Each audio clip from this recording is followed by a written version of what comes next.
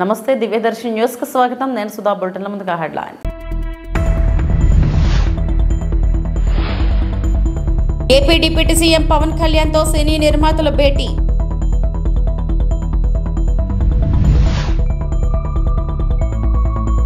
ఆంధ్రప్రదేశ్లో news channels ప్రసారాలను పునరుద్ధరించాలంటూ Delhi high court కీలక ఉత్తర్వులు జారీ.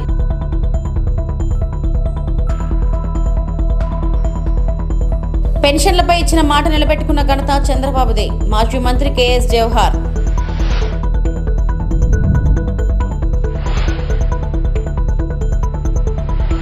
పరదాలు లేవు, బార్కేడ్లు ఉండవు. ప్రజలు వచ్చి సీఎంని కలవటానికి ఏ అడ్డు ఉండదు. సెక్రటేరియట్ నుంచి వెళ్తూ సందర్శకులను చూసి కాన్వాయ్ ఆపి వినతి పత్రాలు స్వీకరించిన CM Chandrababu.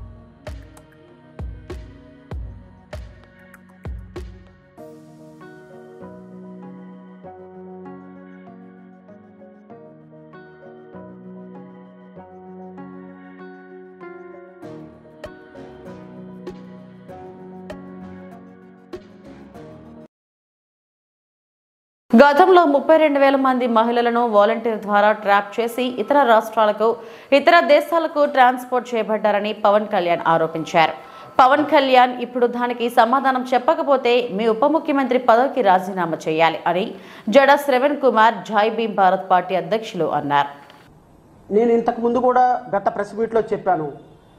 Honourable deputy chief minister 32,000 మంది ఆడపిల్లలు గత ప్రభుత్వంలో ఇష్టం వాళ్ళు వాలంటీర్స్ ద్వారా ట్రాన్స్పోర్ట్ చేయబడ్డారు. వాళ్ళు ట్రాఫికింగ్ చేయబడ్డారు. ఇతర రాష్ట్రాలకి, ఇతర దేశాలకి అమ్మేయబడ్డారు. వ్యభిచార కూపంలోకి వాళ్ళందరినీ తీసుకువెళ్ళబడ్డారు. దానికి వాలంటీర్స్ సహకరించారు అని you made a very clear statement or the public. అదేదో 4 గోడల మధ్య మాట్లాడిన స్టేట్మెంట్ కాదు. ఆనరబుల్ డిప్యూటీ చీఫ్ మినిస్టర్ గారు, మీరు మాట్లాడిన ప్రతి మాట ఆన్ రికార్డ్ మా దగ్గర ఉన్నది. అండ్ ఏ అమ్మాయిలు, ఎక్కడెక్కడ అమ్మాయిలు, ఏ పోలీస్ స్టేషన్లో అమ్మాయిలు ఆ విధంగా మిస్సింగ్కి గురయ్యారో ఆ ఎఫ్ఐఆర్లతో సహా మా దగ్గర డేటా ఉంది.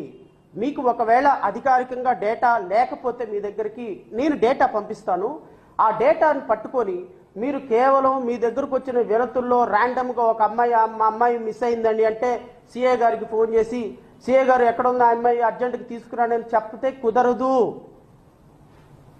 అది కుదరదు. మేము ఒప్పుకోం. ఎట్టి పరిస్థితుల్లో 30,000 మంది అమ్మాయిలు, 32,000 మంది అమ్మాయిలు సబ్జెక్ట్ టు కరెక్షన్. మీరు ఇమ్మీడియట్గా ఒక టాస్క్ ఫోర్స్ వేయాలి. ఏ రోజున అంతమంది అమ్మాయిలు ఎక్కడ దొరికారు, ఎక్కడ ఉన్నారు, గంటకి రోజుకి గంటకి ఒక స్క్రోలింగ్ ఇవ్వాలి. 30,000 మంది అమ్మాయిలు. It is not easy task sir. I'm requesting honourable chief minister, honourable deputy chief minister, honourable home minister, 30,000 మంది అమ్మాయిలు ఈ రాష్ట్రంలో 5 సంవత్సరాల పాటు వెళ్ళిపోతే ఇంతవరకు పోలీసులు వాళ్ళని పట్టుకోకపోతే మీరు అధికారంలోకి వచ్చి నెల రోజులైనా దాని మీద యాక్షన్ తీసుకోకపోతే వాట్ ఈస్ ఇట్ కాల్డ్? దాన్ని ఏమంటాము?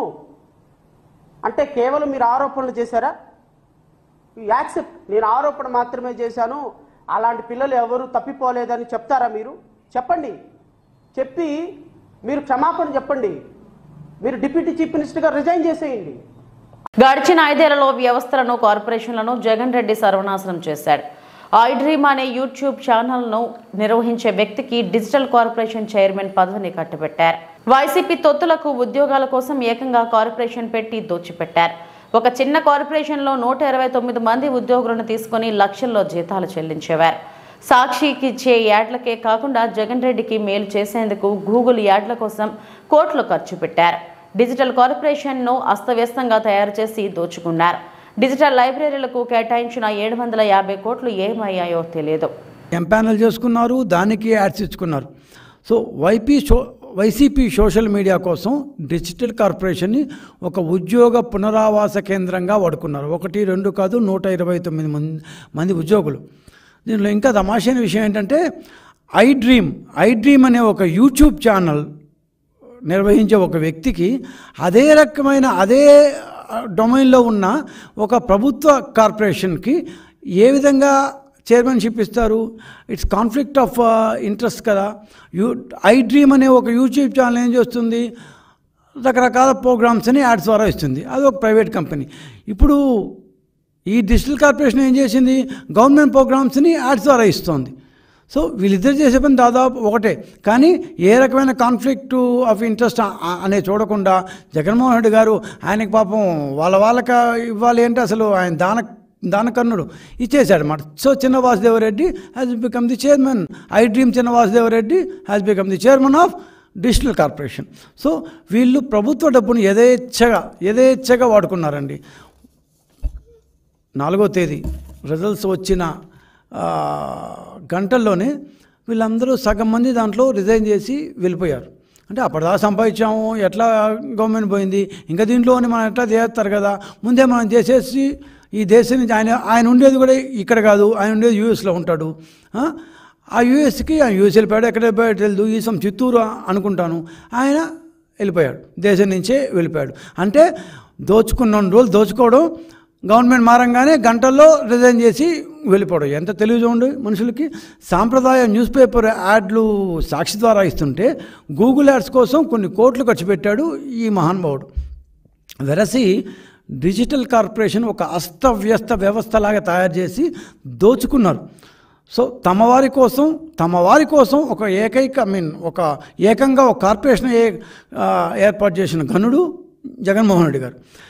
ఏపీడీసీలో ఈయన కాకుండా వైస్ చైర్మన్లోకి 2-3 ఉండేవారు. ఒక్కొక్కరు 10 మందికి తక్కువ కాకుండా ఉద్యోగులు చేర్చుకున్నారు. మరి 129 మెంబర్స్ ఎట్లా వస్తారు? అదో చిన్న బుడికి దాని కార్పొరేషన్ అది. సో ఈ చేర్చుకున్న వాళ్ళెవరికి ఏ రకమైన క్వాలిఫికేషన్ లేవు. అంటే అట్లీస్ట్ దాన్ని ఉంటారు కంప్యూటర్ రంగంలో, ఫోటోషాప్లో ఇంకా ఉన్న ఇట్లాంటి ఏ క్వాలిఫికేషన్ లేవు. ఇంటర్మీడియట్, గ్రాడ్యుయేట్లు ఇంకా తక్కువ వాళ్ళు కూడా చేర్చుకున్నారు. ఏపీ డిప్యూటీ సీఎం పవన్ కళ్యాణ్తో సినీ నిర్మాతలు భేటీ అయ్యారు. అల్లు అరవింద్, అశ్విని దత్, ఏఎం రత్నం, దిల్ రాజు, దగ్గుపాటి సురేష్ సహా పలువురు సినీ ప్రముఖులు డిప్యూటీ సీఎం పవన్ ని కలిశారు. సినిమాటోగ్రఫీ శాఖ మంత్రి కందుల దుర్గేష్ కూడా ఈ సమావేశంలో పాల్గొన్నారు. ఏపీలో సినీ రంగ అభివృద్ధి విస్తరణపై చర్చించారు. డిప్యూటీ సీఎంని కలవడం చాలా సంతోషంగా ఉందన్నారు నిర్మాత అల్లు అరవింద్. టికెట్ల అంశం చాలా చిన్న విషయం, అంతకన్నా పెద్ద సమస్యలు ఉన్నాయి, వాటిపై త్వరలోనే ప్రభుత్వానికి వినతిపత్రం ఇస్తామన్నారు. చంద్రబాబు అపాయింట్మెంట్ ఇస్తే సినీ ఇండస్ట్రీలోని అన్ని అసోసియేషన్ నుంచి ప్రతినిధులు వచ్చి సీఎంకి సన్మానం చేయనున్నారు. ఇండస్ట్రీలోని సమస్యలపై సీఎంకు వినతిపత్రం ఇచ్చే ఆలోచనలో ఉంది టాలీవుడ్.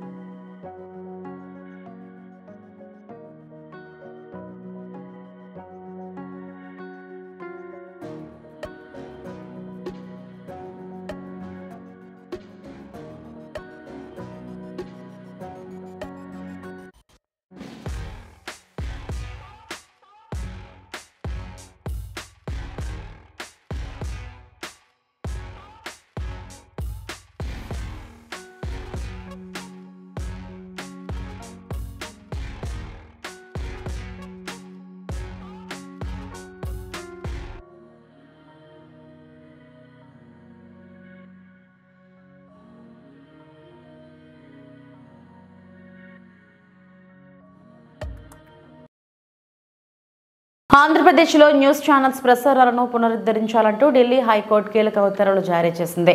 హైకోర్టు ఇచ్చిన తీర్పు పట్ల నేషనల్ బ్రాడ్కాస్టర్స్ ఫెడరేషన్ హర్షం వ్యక్తం చేసింది. ఏపీలో న్యూస్ ఛానల్స్ ప్రసారాలు పునరుద్ధరించాలని ఢిల్లీ హైకోర్టు ఆదేశం ఇచ్చింది. ఢిల్లీ హైకోర్టు ఆదేశాలపై న్యూస్ బ్రాడ్కాస్టర్స్ ఫెడరేషన్ ఎన్బీఎఫ్ హర్షం వ్యక్తం చేసింది.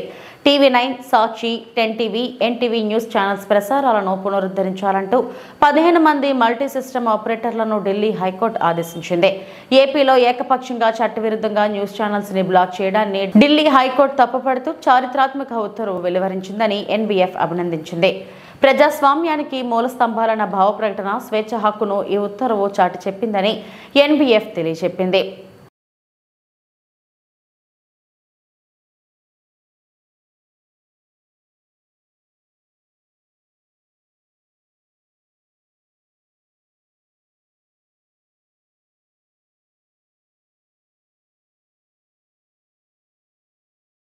మంత్రిని కలిసిన ముఖ్యమంత్రి ఎంపీలు రఘురామ్ రెడ్డి బృందం కేంద్ర రక్షణ శాఖ మంత్రి రాజ్నాథ్ సింగ్ ను ముఖ్యమంత్రి రేవంత్ రెడ్డితో కలిసి ఖమ్మం ఎంపీ రామసహాయం రఘురామ్ రెడ్డి, తెలంగాణ నుంచి ఎన్నికైన కాంగ్రెస్ ఎంపీలు సోమవారం ఢిల్లీలో మర్యాదపూర్వకంగా కలిసి పుష్పగుచ్చం అందజేశారు. ఈ సందర్భంగా రఘురామ్ రెడ్డితో పాటు మిగతా లోక్సభ సభ్యులకు కేంద్ర మంత్రి శుభాకాంక్షలు తెలిపారు. రాష్ట్రానికి సంబంధించి పెండింగ్ లో ఉన్న కీలక అంశాలను కేంద్ర మంత్రి ముందుకు ప్రస్తావించారు. ఈ కార్యక్రమంలో రఘురామ్ రెడ్డితో పాటు ఇతర ఎంపీలు మల్లు రవి, బలరాం నాయక్, చామల కిరణ్ రెడ్డి, సురేష్ షేట్కర్, రఘువీర్ రెడ్డి, కడియం కావ్య, గడ్డం వంశీ ఉన్నారు. ఎస్ఎఫ్ఐ నాయకులు ఆధ్వర్యంలో సీజ్ చేసిన విద్యాశాఖ అధికారులు పశ్చిమ గోదావరి జిల్లా పాలకోడేరు మండలం కుముదపల్లి గ్రామంలో శ్రీ చైతన్య ఇంగ్లీష్ మీడియం స్కూల్లో ప్రభుత్వ నిబంధనలకు విరుద్ధంగా పుస్తకాలు అమ్ముతున్నారంటూ స్కూల్ వద్ద ఎస్ఎఫ్ఐ ఆధ్వర్యంలో ఆందోళన చేశారు. అనంతరం డివైఓ అధికారికి సమాచారం ఇవ్వగా ఎంఈఓ వచ్చి స్టోర్ రూమ్ ను పరిశీలించి సీజ్ చేశారు. ఈ సందర్భంగా మండల విద్యాశాఖ అధికారి మాట్లాడుతూ ఎస్ఎఫ్ఐ నాయకులు ఫిర్యాదు మేరకు పుస్తకాలు అమ్ముతున్న రూములను పరిశీలించి బుక్స్, యూనిఫామ్లను గుర్తించామని, ఎస్ఎఫ్ఐ నాయకుల సమక్షంలో పుస్తకాలను అమ్ముతున్న రూములను సీజ్ చేశామని తెలిపారు. ఈ విషయాలను అధికారుల దృష్టికి తీసుకువెళ్తామన్నారు. ఎస్ఎఫ్ఐ నాయకులు మాట్లాడుతూ ప్రతి ఏటా ప్రభుత్వ నిబంధనలను పట్టించుకోవడం లేదని, విద్యార్థులను నిలువు దోపిడీ చేయడానికి ప్రైవేట్, కార్పొరేట్ పాఠశాలలు పుస్తకాలను అమ్మడం చేపడుతున్నాయని, విద్యార్థులు తల్లిదండ్రుల నుంచి వచ్చిన ఫిర్యాదు ఆధారంగా ఎస్ఎఫ్ఐ ఆధ్వర్యంలో శ్రీ చైతన్య ఇంగ్లీష్ మీడియం స్కూల్లో పుస్తకాలు అమ్ముతున్న రూములను గుర్తించామని తెలిపారు.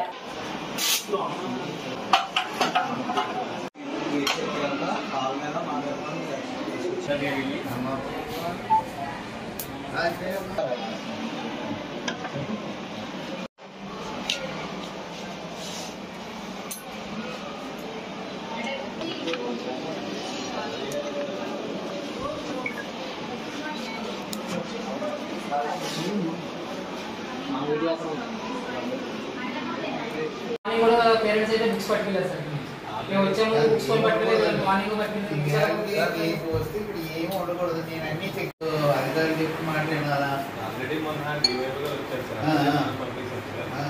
నాగరాజు, ఎంఈఓ పాలకోడేరు మండలం 1గా పనిచేస్తున్నా.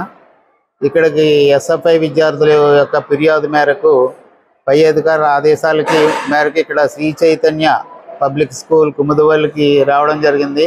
ఇక్కడ బుక్స్ అనేటువంటిది అమ్మకం జరుగుతోందని వారు ఫిర్యాదు చేసి ఉన్నారు. ఇక్కడ చూసినట్లయితే వారి సమక్షంలో చూసినట్లయితే అక్కడ టెక్నో మెటీరియల్ అనేటువంటిది, అలాగే కొన్ని యూనిఫామ్స్ అక్కడ మేము కనుగొనడం జరిగింది. ఇది పై అధికారుల దృష్టికి తీసుకెళ్లే ముందుగా ఈ రూమ్ సీల్ చేయడం జరిగింది వారి సమక్షంలో. ఇది పై అధికారుల దృష్టికి తీసుకెళ్ళి వారి ఆదేశాల మేరకు తదుపరి చర్యలు తీసుకుంటాం.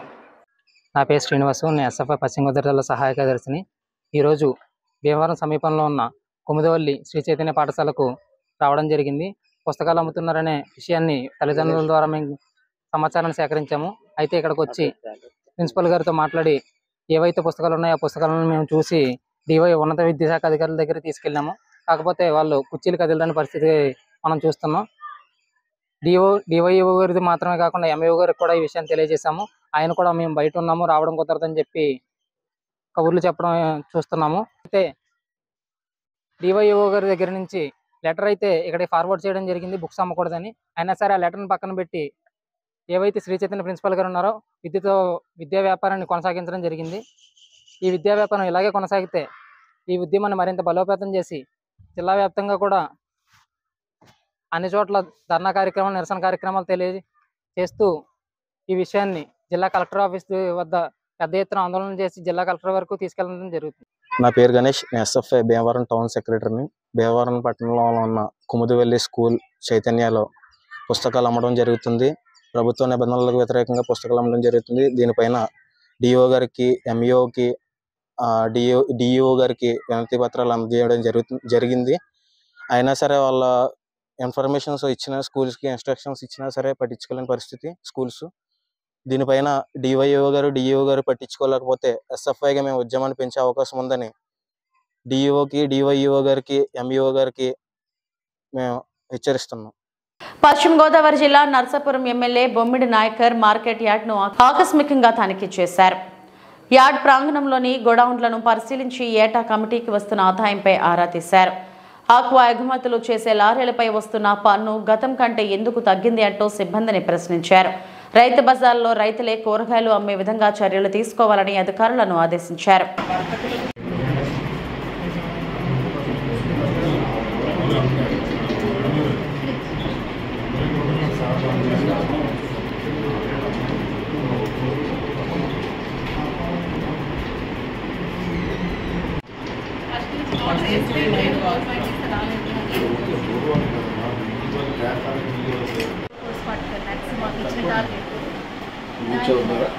లాస్ట్ ఇయర్ అవ్వలేదు, ఈ సంవత్సరం ట్రై చేస్తున్నాం చేయాలని.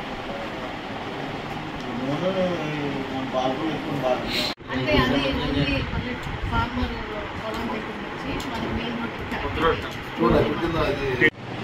కృష్ణగిరి మాకు మిగతా ఏమీ పర్లేదు. దేవాలయాన్ని కనుక్కున్నారు. అక్కడ ఎలా ఉంది, ఇక్కడ ఎలా ఉంది? సేమ్ సార్, అంత ప్రొసీజర్స్ ఎక్కడైనా అక్కడ ఎంత వస్తుంది కలెక్షన్? అది మాకంటే గ్రేడ్ సెలెక్షన్ మాది స్పెషల్. ఓకే, గుడ్ మార్నింగ్ అందరికీ.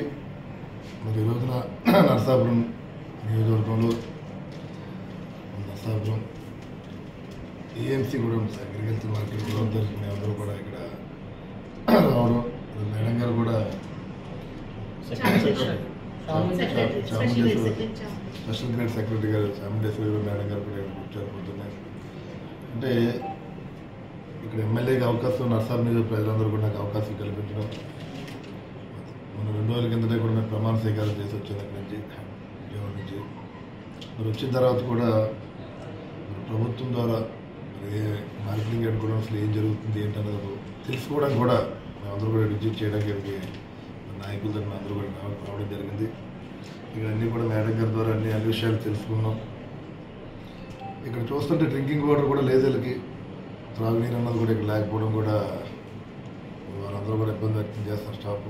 అదేవిధంగా ఇక్కడ రాబోయే రోజుల్లో కూడా డ్రింకింగ్ వాటర్ కూడా మనం అరేంజ్ చేసే విధంగా మనం ముందుకు వెళ్తాం.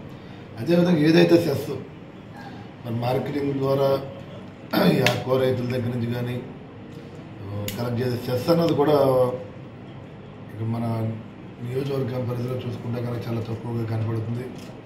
అది రాబోయే రోజుల్లో మరి సెస్ అన్నది దాదాపు మేడం గారు చెప్పిన విధానం మరి చూసుకుంటే కనుక మరి సంవత్సరానికి వచ్చేదాడు 3 కోట్ల రూపాయలు మనకి కలెక్ట్ చేసే విధంగా కూడా 4 కోట్లు టార్గెట్ అన్నారు. 4 కోట్లు రీచ్ అవ్వట్లేదు మీరు చెప్పిన దాని ప్రకారం. అంతే కదా, 3 కోట్లు 3.5 కోట్లు వచ్చే విధంగా ఉంది.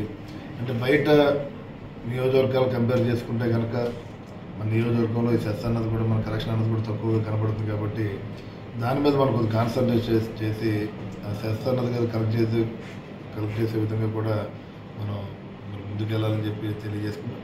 అదేవిధంగా ఏదన్నా మరి గతంలో కూడా కొంత అవినీతి జరిగింది అంటున్నారు. ఇక్కడ మరి గత ప్రభుత్వంలో ఇక్కడ ఏదో డూప్లికేట్ రిసీప్ట్స్ ఇచ్చి మరి ఇక్కడ రైతుల దగ్గర సస్పెషన్లో రిసీప్ట్ ద్వారా కూడా ఇక్కడ అవినీతి జరిగిందని చెప్పడం కూడా జరుగుతుంది. మరి వారి మీద ఏ రకమైన యాక్షన్ తీసుకోలేదు అప్పుడు ప్రభుత్వం, మరి అక్కడ శాసనసభ్యులు తీసుకోకపోవడం కూడా అది మరి దురదృష్టకర విషయంగా మేము తెలియజేస్తున్నాము. అదేవిధంగా రాబోయే రోజుల్లో కూడా ఎక్కడా కూడా అవినీతి అన్నది లేకుండా రైతుల దగ్గర నుంచి కలెక్ట్ చేసే ప్రతి రూపాయి కూడా ప్రభుత్వానికి వచ్చే విధంగానే మేము ఇక్కడ చర్యలు తీసుకుంటానని చెప్పి దీని సందర్భంగా నేను మీడియా సోదరులతో నేను తెలియజేసుకుంటాను. నేను ఏఎంసీ మార్కెట్ గోడౌన్స్ అంతా కూడా వేరే పర్యటన చేసాం. లోపల కూడా అంతా అన్ని రకాల కొంత మాడిఫై చేయవలసిన అవసరం ఉంది ఇక్కడ. అదేవిధంగా గెస్ట్ హౌస్ కూడా ఉంది. ఇక్కడ కూడా ఏంటంటే గెస్ట్ హౌస్ కూడా దేనికి ఉపయోగం లేని విధంగా కూడా ఇక్కడ కనపడుతుంది. పెన్షన్లపై ఇచ్చిన మాట నిలబెట్టుకున్న ఘనత చంద్రబాబుదే. మాజీ మంత్రి కేఎస్ జవహర్ మీడియా సమావేశం ఎన్టీఆర్ భవన్ అమరావతి నుండి ప్రత్యక్ష ప్రసారం. దశల వారీగా పెంచినటువంటి పరిస్థితి మనం చూస్తూ ఉన్నాం. వృద్ధులు, వికలాంగులు, అదేవిధంగా వితంతువులు అందరూ కూడా ఆ పెన్షన్ కోసం ఎదురు చూసి అప్పుడు 250 అని సంవత్సరానికి 250 రూపాయల చొప్పున పెంచి ఆఖరణ దిగిపోయే ముందు 3000 చేసినటువంటి పరిస్థితి మనం చూస్తూ ఉన్నాం. కానీ చంద్రబాబు నాయుడు గారు సూపర్ 6 అనౌన్స్ చేసిన తర్వాత ఆ సూపర్ 6లో భాగంగా 4000 రూపాయలు పెన్షన్ చేస్తానని చెప్పడమే కాకుండా అధికారంలో లేని 3 నెలలు కలిపి రేపు 1వ తారీఖున 7000 రూపాయలని ఇవ్వడానికి కేబినెట్ కూడా ఆమోదం తెలియజేసినటువంటి పరిస్థితుల్లో ఈరోజు ప్రత్యేకంగా వృద్ధులు కానీ, దివ్యాంగులు కానీ, వితంతువులు కానీ ఎవరైతే సామాజిక పెన్షన్ల మీద, భద్రతా పెన్షన్ల మీద ఆధారపడి ఉన్నటువంటి వ్యక్తులు ఈరోజు ఎదురు చూస్తూ ఉన్నారు. వాళ్ళందరికీ కూడా చంద్రబాబు నాయుడు గారు చేసిన దాన్ని చూసి హర్షాతిరేకాలు వ్యక్తం చేస్తున్నటువంటి పరిస్థితి ఈ రాష్ట్రంలో ఉంది. దాంతోపాటుగా జగన్మోహన్ రెడ్డి ఎన్నికల్లో గత నెలలో ఎన్నికల సమయంలో కూడున్న సమయంలో ఈ పెన్షన్లు ఇంటింటికి పంపించేటటువంటి పెన్షన్లు కావాలని ఎన్నికల స్టంట్ కోసం ఆపినందువల్ల దాదాపు 50 నుంచి 80 మంది వృద్ధులు మరణించినటువంటి పాపం కూడా జగన్మోహన్ రెడ్డి వెంటాడిందనే విషయం కూడా జగన్మోహన్ రెడ్డి అర్థం చేసుకోవాలి. ఎందుకంటే హామీ ఇవ్వటం, హామీ తప్పుకోవటం జగన్మోహన్ రెడ్డికి అలవాటు అయినటువంటి పరిస్థితి చూస్తూ ఉన్నాం. ఎందుకంటే అనేక హామీలు ఇవ్వటం, ఏ మేనిఫెస్టో 190% అమలు చేశానని గొప్పలు చెప్పుకునే జగన్, నేను ఒకటే అడుగుతా ఉన్నా, ఏ హామీ నువ్వు అమలు చేసావో చర్చకు నేను సిద్ధంగా ఉన్నావు, నువ్వు సిద్ధమా కాదనేది చెప్పాల్సినటువంటి పరిస్థితి చూస్తూ ఉన్నాం. ఈరోజు ఈ పెంచినటువంటి 4000లోనే దాదాపుగా చంద్రబాబు నాయుడు గారే 2845 రూపాయల పెన్షన్ని, మళ్ళీ ఒకసారి చెప్తా ఉన్నా, చంద్రబాబు నాయుడు గారు ఈ 4000 పెన్షన్ పెంచిన తర్వాత కూడా ఆయన చంద్రబాబు నాయుడు గారు ఎంత ఇచ్చారంటే 2845 రూపాయలు ఆయన చేతుల మీదుగా పెంచారు తప్ప మిగతా అందరు కలిసి పెంచిన కేవలం 1100 చిల్లరే. ఎందుకంటే ఈరోజు పెద్ద ఎత్తున ఈ వృద్ధులు కానీ, వితంతువులు కానీ, దివ్యాంగులు కానీ వీళ్ళందరూ కూడా ఎదురు చూస్తూ ఉన్నారు. గతంలో కూడా ఒంటరి మహిళలకు కూడా పెన్షన్ ఇవ్వాలనే ఒక సామాజిక బాధ్యత చంద్రబాబు నాయుడు గారికే ఉంది. అలాంటి బాధ్యత ఈరోజు చంద్రబాబు నాయుడు గారు అమలు చేస్తూ ఉన్న సందర్భంలో ఈరోజు ప్రజలందరూ కూడా ఒకటే మనవి చేస్తూ ఉన్నాం, ఈ ప్రభుత్వం పూర్తిగా పనిచేసే విధంగా మీరు అందరూ కూడా సహకరించండి, ప్రభుత్వాన్ని దీవించండి. చంద్రబాబు నాయుడు గారు 10 కాలాల పాటు ఈ రాష్ట్రం అభివృద్ధి కోసం తప్పిస్తున్నటువంటి నాయకుడు. అలాంటి నాయకుడికి ఈరోజు అప్పుడే మొదలుపెట్టారు, పదవి పోయినటువంటి 10 రోజులు కూడా అవ్వలేదు, 10 రోజుల్లోనే ఈరోజు మొదలుపెట్టేసి అది ఎప్పుడు చేస్తావు, ఇది ఎప్పుడు చేస్తావు అని పేరుని నాని లాంటి వాళ్ళు మాట్లాడుతూ ఉన్నారు. సూపర్ 6 గురించి పేరుని నానికి అర్థమైనట్లేదు. ఎందుకంటే ఆ 6 తగిలి పూర్తిగా మెదడు కూడా పాడైపోయి ఏం మాట్లాడుతున్నాడో తెలియనటువంటి పరిస్థితుల్లో ఈరోజు కాకినాడ జిల్లా జగ్గంపేట స్థానిక కాకినాడ రోడ్లో గల ఎన్టీఆర్ స్మారక మందిరం వద్ద టీడీపీ ఆధ్వర్యంలో ప్రతి సోమవారం నిర్వహిస్తున్న అన్నా క్యాంటీన్ ఈ వారం గండేపల్లి మండల టీడీపీ అధ్యక్షులు పోతుల మోహన్ రావు బావ సామర్లకోట మండలం మేడపాడు గ్రామానికి చెందిన స్వర్గీయ మల్లిరెడ్డి వీర వెంకట సత్యనారాయణ జ్ఞాపకార్థం వారి భార్య రమాదేవి ఆర్థిక సహాయంతో నిర్వహించిన అన్నా క్యాంటీన్ ప్రారంభించిన జగ్గంపేట శాసనసభ్యులు జ్యోతుల నెహ్రూ అనంతరం పేదవారికి భోజనాలు వడ్డించారు. ఈ సందర్భంగా నెహ్రూ మాట్లాడుతూ గత సంవత్సర కాలం పైబడి జగ్గంపేటలో అన్నా క్యాంటీన్ నిర్వహిస్తున్నామని, ఎన్నికల కోడ్ కారణంగా గత 2 మాసాలుగా అన్నా క్యాంటీన్ నిలుపుదల చేశామని, మళ్లీ గత వారం ప్రారంభించి పేదలకు ఉచితంగా అన్నదానం నిర్వహిస్తున్నామని తెలిపారు.